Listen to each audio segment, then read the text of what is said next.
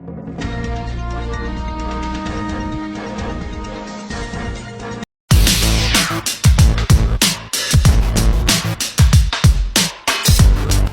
cantik Arumi Bachsin belum lama ini mengunggah sebuah video TikTok yang sontak mencuri perhatian banyak orang. Bagaimana tidak, dalam video tersebut Arumi memperlihatkan sejumlah penampilan kece dirinya dengan sang anak sulung Keisha Dardak. Keduanya dalam video itu memperlihatkan kekompakan dan kecenya fashion mereka. Ibu dan anak ini tampak begitu bahagia membuat video yang menjadi unggahan pertamanya di TikTok. Di akhir videonya, setelah menunjukkan sejumlah cuplikan video dengan pakaian kece, Arumi dan Keisha melambaikan tangan ke arah kamera. Unggahan istri dari Wakil Gubernur Jawa Timur Emil Dardak ini pun sontak mencuri perhatian banyak orang. Banyak yang memberikan pujian pada ibu dan anak yang begitu cantik ini.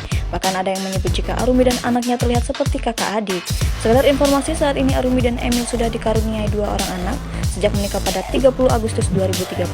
Anak pertama mereka berjenis kelamin perempuan yang diberi nama Keisha Dardak dan Alkeinan Dardak.